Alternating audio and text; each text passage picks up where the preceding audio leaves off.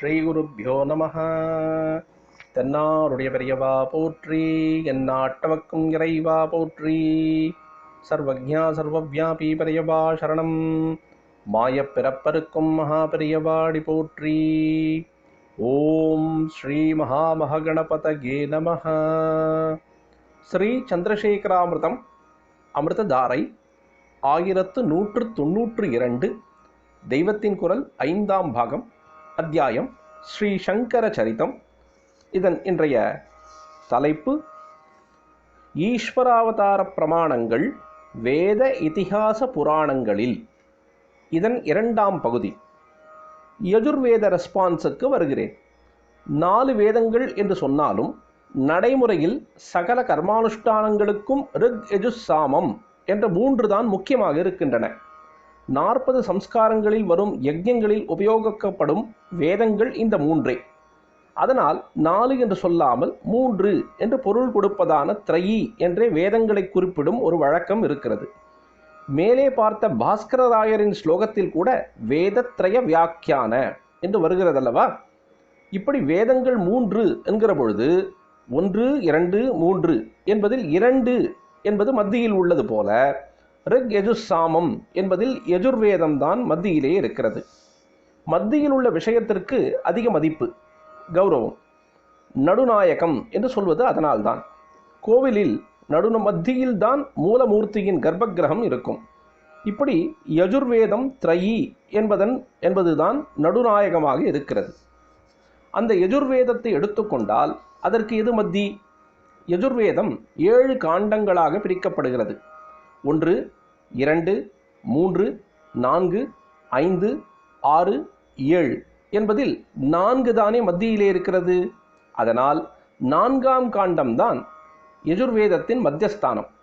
அந்த 4ஆம் காண்டத்தின் நடுவில் இருப்பது அதில் உள்ள பிரபாடங்களில், அதாவது செக்ஷன்களில் 5ஆவதாக உள்ள ஸ்ரீருத்ரம். அதை ஸ்ரீருத்ர பிரஷ்னம் என்றும் சதருத்ரீயம் என்றும் சொல்வார்கள். பரமசிவனின் ஸ்துதியாக இருப்பது அது. சரி, அந்த ருத்ரத்தில் எது நடுநாயகமாக நடுமத்தியில் இருக்கிறது என்றால் அதுதானே சகல வேதங்களுக்குமே மத்தியஸ்தானமாக இருக்கும். வேதங்கள் என்கிற பிரம்மாண்டமான கோயிலுக்கு நடுநாயகமாக உள்ள மகாலிங்க மூலமூர்த்தி அந்த வாக்கியம்தானே. அது என்ன?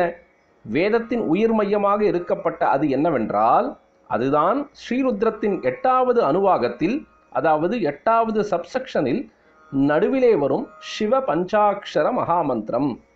அந்த மகாமந்திரத்துக்கு அழைத்து கொண்டு போவதாக அதற்கு முந்தி வருகிற 2 பெயர்கள்தான் சம்பு என்பதும் சங்கர என்பதும்.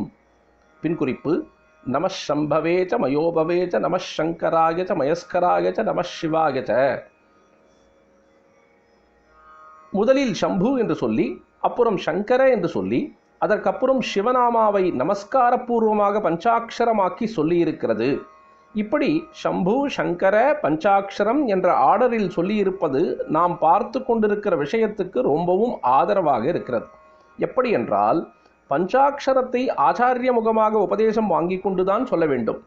ஆச்சாரியாள் என்றாலே இவர்தான் என்னும்படியாக இருக்க, சுகதாச்சாரியாள் நம்முடைய சங்கர பகவத் பாதாச்சாரியாள் தான். இவர் இப்படி அவதாரமாக வருவதற்கு முன்னால் எப்படி இருந்தார்? சம்புவாக இருந்தார் என்று பார்த்தோம். சம்புவாக பேசாமல் இருந்த ரூபம், அப்புறம் அவர் சங்கர குருவாக எடுத்துக்கொண்ட பேசும் ரூபம், அதற்கப்புறம் குருமுகமாக பெற வேண்டிய பஞ்சாட்சர ரூபம் என்று வரிசைக்கிரமமாக காட்டிக் கொடுப்பது போலவே சம்பவே சங்கராய, அதற்கப்புறம் பஞ்சாட்சரம் என்று ஸ்ரீருத்ரம் சொல்லிக் கொண்டு போகிறது. சம்புவின் அவதாரம்தான் சங்கரர் என்பதற்கு இங்கேயும் ஸ்ருதி பிராமாண்யம் கிடைக்கிறது. இது எனக்கு தோன்றியது. ஸ்ரீருத்ரத்துக்கு பாஷ்யம் செய்தவர்களில் ஒருவருக்கு, பின்குறிப்பு அபினவ சங்கரர் என்பவர். இவர் காஞ்சி ஸ்ரீமடத்தின் 38வது பீடாதிபதிகளான அபினவ சங்கரர் என்பவர் அல்ல. இவர் அதே பெயர் கொண்ட வேறொருவர். அவர் இந்த ருத்ர சூக்தத்திலேயே இன்னொரு இடத்தில் ஆச்சாரியாளை பரமசிவ அவதாரமாக சொல்லியிருப்பதாக தோன்றி அதற்கு புஷ்டியான காரணம் காட்டி உறுதிப்படுத்தி இருக்கிறார். அது என்னவென்றால், லோகத்தில் உள்ள சகல தினுசான ஜனங்கள், பிராணிகள், சேதன அச்சேதன வஸ்துக்கள் எல்லாமே ருத்ரஸ்வரூபம்தான் என்று விவரிப்பதாக இந்த சூக்தத்தின் 2ஆம் அனுவாகத்திலிருந்து 8 அனுவாகங்களில் மந்திரங்கள் இருக்கின்றன. இதிலே சரியாக 300 மந்திரங்கள் இருப்பதால் இதையே ருத்ரத்ரிஷதி என்று நாமாவளியாக்கி 300 அர்ச்சனை பண்ணுகிறோம். தச்சர்கள், குயவர்கள், கம்மாளர்கள், வேடர்கள், குறவர்கள், குருடர்கள் எல்லோரும் கூட ருத்ரனாகிய பரமசிவன் தான் என்று அதிலே வருகிறது. திருடர்களின் தலைவனான பக்கா திருடன் கூட அவன்தான் என்று வருகிறது. தஸ்கரானாம் பதி என்று இப்படி அதில் வருவதைத்தான் ஞானசம்பந்தரும் உள்ளம் கவர்கள்வன் என்று சொன்னது. விருட்சமா, புல்லா, வெள்ளமா, அலையா, மழையா, காற்றா, அதெல்லாம் கூட சிவஸ்வரூபம்தான். ஒரு மாடாகட்டும், நாய்தான் ஆகட்டும், அல்லது அந்த நாய் மாம்சத்தை தின்னும் ஷண்டாலனே ஆகட்டும், இதுவெல்லாமும் அவன்தான் என்று இப்படி சகல சராச்சர, அதாவது சராச்சர என்றால் சர அச்சர. சர என்பது அசையும் வஸ்துக்கள், அச்சர என்பது அசையாத வஸ்துக்கள். அதாவது ஜீவ பிரபஞ்சம் ஜட பிரபஞ்சம் முழுவதும் சேர்ந்தது சராச்சரம். இப்படிப்பட்ட சகல சராச்சர வஸ்துக்களிலும் ஏக பரமாத்மஸ்வரூபத்தை தெரிவிப்பது ஸ்ரீருத்ர பிரஷ்னம். இப்படி லோகத்தில் உள்ள பல வஸ்துக்களாக இல்லாமல் பரமேஸ்வரனாக நாம் தெரிந்து கொண்டுள்ள ரூபத்தில் அவன் ஒருத்தனுக்கு மட்டுமே இருக்கும் நாமாக்களும் நடுநடுவே வருகின்றன.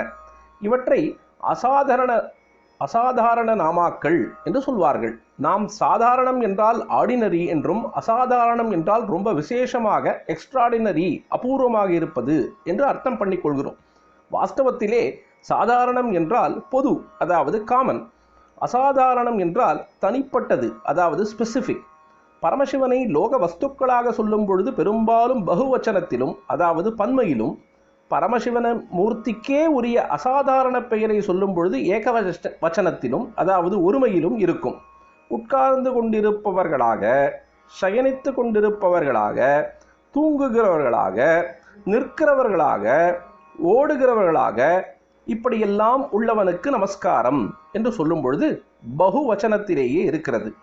இப்படி கடகடவென்று நிறைய சொல்லிக்கொண்டே போன பிறகு சிவனுக்கே உரிய பெயர்களை, அதாவது பவனுக்கு, ருத்ரனுக்கு, சர்வனுக்கு, பசுபதிக்கு, நீலகண்டனுக்கு, ஸ்ருதிகண்டனுக்கு, அதாவது அந்த நீலமே விபூதியால் வெளுத்து காண்கிற கழுத்துக்காரனுக்கு என்று ஏகவச்சனத்திலே கொடுத்து கொண்டு போயிருக்கிறது. ஸ்ருதிகண்டனுக்கு என்று சொன்னதை அடுத்து கபர்திக்கு, யுப்தகேசனுக்கு என்று 2 நாமாக்களை கூறி நமஸ்காரம் தெரிவித்துவிட்டு சஹஸ்ராக்ஷனுக்கு, அதாவது எண்ணி முடியாத நேத்திரங்களை கொண்டவனுக்கு, சததன்வனுக்கு, அதாவது எண்ணி முடியாத ஆயுதங்களை உடையவனுக்கு, கிரிஷனுக்கு என்றெல்லாம் மேலே நமஸ்காரம் தெரிவித்துக் கொண்டு போகிறது. கிரிஷன், கிரீஷன் என்ற 2 பேர்களும் பரமேஸ்வரனுக்கே உரிய அசாதாரண நாமாக்கள். கிரீஷன் என்றால் கைலாசாதிபதி, கிரிஷன் என்றால் கைலாச வாசன். இப்படி பரமேஸ்வரனுக்கே உரிய அசாதாரணமான நாமாக்களை சொல்லிக் கொண்டு போகும் பொழுதே நடுவிலே கபர்தி, யுப்தகேசன் என்ற 2 பேர்களை சொல்லி இருப்பதால் அவையும் அவன் ஒருத்தனுக்கே உரியவை என்று ஆகிறது. சரி, கபர்தி என்றால் என்ன, யுப்தகேசன் என்றால் என்ன? அமிர்தம் தொடர்ந்து பொழியும் பிரதோஷ சங்கர பிரத்யக்ஷ சங்கர. தென்னாருடைய பெரியவா போற்றி, எந்நாட்டவர்க்கும் இறைவா போற்றி. சர்வஜா சர்வவியாபி பெரியவா சரணம். மாயப்பிறப்பருக்கும் மகாபெரியவாடி போற்றி.